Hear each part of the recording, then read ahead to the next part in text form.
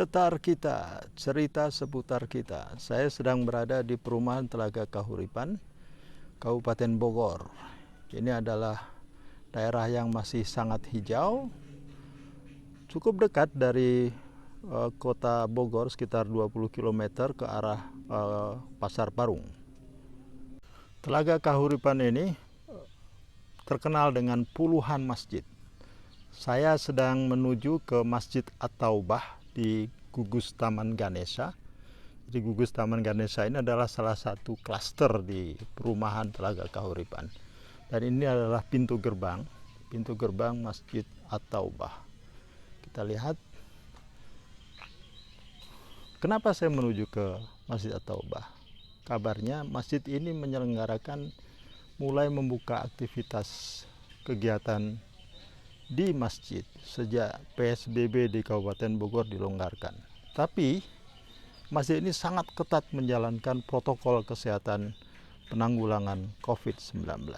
Nanti kita lihat ke dalam. Ini tampak bangunan masjidnya berada di posisi bawah jalan, cukup asri, cukup hijau, banyak tanaman-tanaman yang menghijaukan masjid ini, dan kebetulan masjid juga berwarna hijau.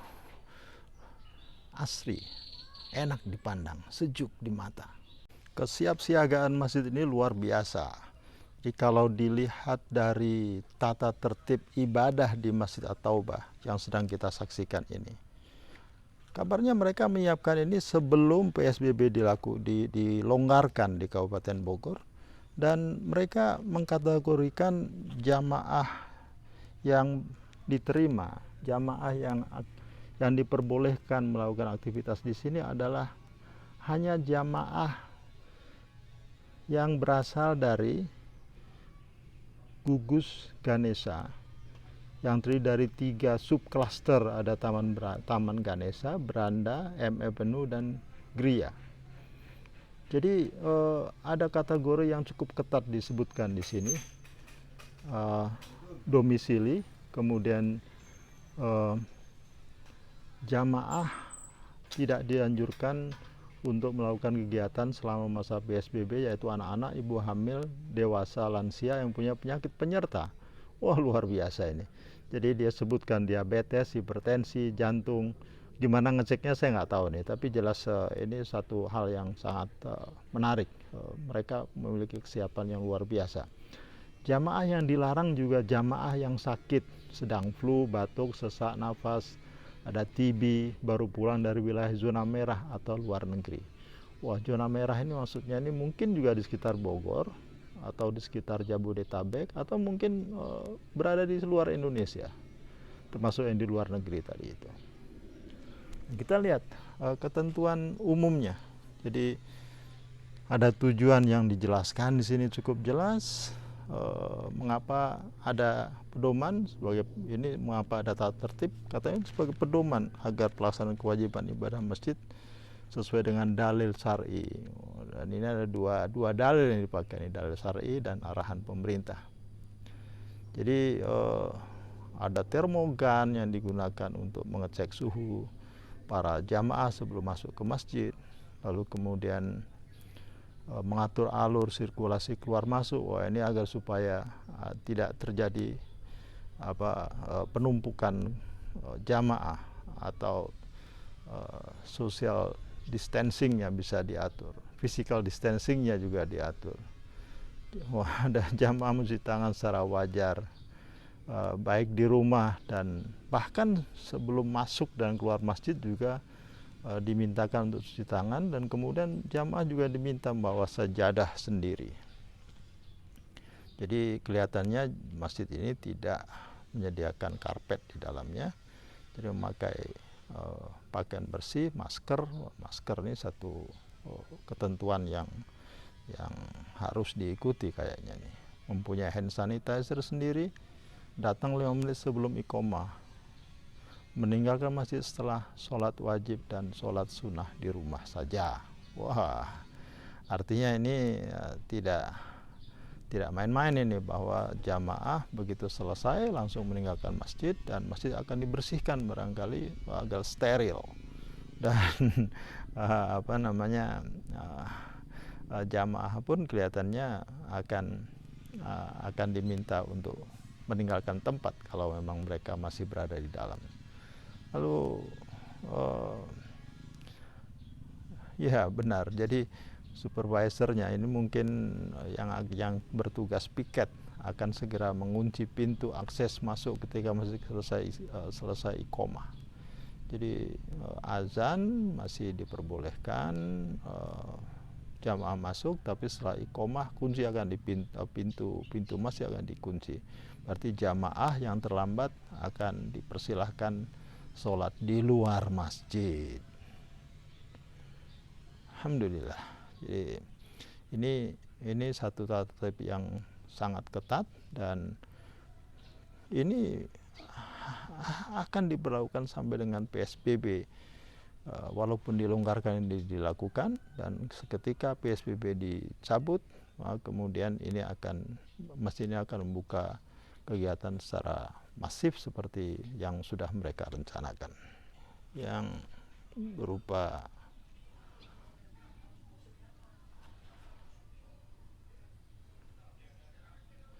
promosi tertulis, cukup singkat, jelas.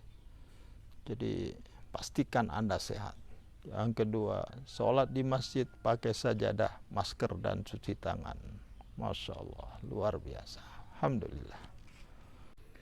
Bukan hanya sekedar banner, ketentuan yang tertulis dalam banner, tapi kita lihat ada 3 tempat cuci tangan dan mungkin juga berwudu.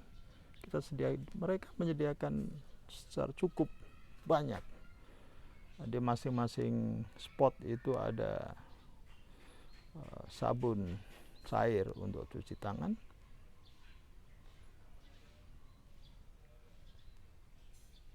Masya Allah, alhamdulillah.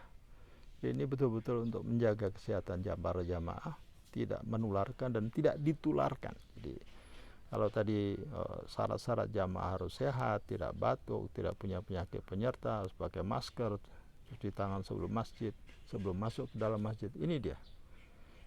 Ini sarana yang disediakan sesuai dengan apa yang tertulis dalam banner. Kondisi dalam masjid At-Taubah tadi, saya lihat ada hand sanitizer, antiseptik yang disediakan oleh masjid untuk jamaah.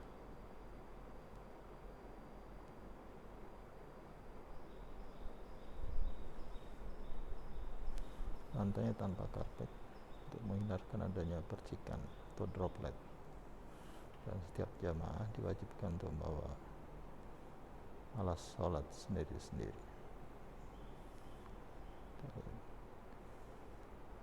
Termasuk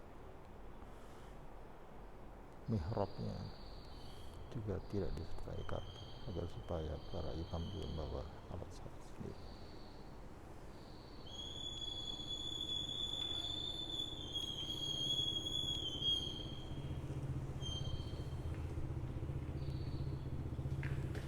Ini Mas Adam ini supervisor itu relawan dari jamaah itu sendiri, yang standby di depan pintu dibuka lebar ketika untuk jamaah masuk dalam masjid. Jamaah semula sudah berdatangan. Kita lihat begitu disiplinnya para jamaah, lakukan cuci tangan, menggunakan masker, bawa alat sajadah. Lihat. Cek suhu. Berapa suhunya, tanya nggak tadi? Ayo. Atai.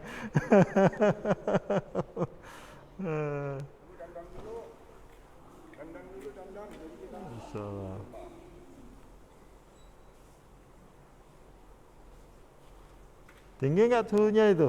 Ya, sama di 33. Masalah sehat. Masalah.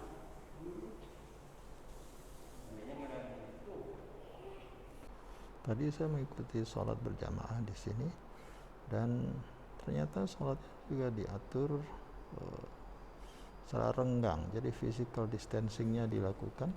Dia tandanya ini, dan ini tanda jamaah satu baris dari depan ke belakang, kemudian ke samping, jaraknya sekitar hampir 2 meter ini. Alhamdulillah. Jadi untuk saling menjaga antar para jamaah untuk tidak saling ditularkan atau menulari.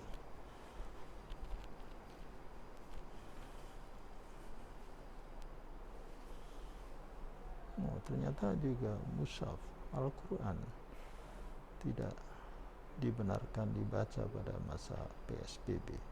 Jangan tidak dibenarkan baca ini, dan masing-masing jamaah diminta untuk membawa mushafnya masing-masing atau menggunakan gadget. Di sekitar mushaf juga tersedia antiseptik.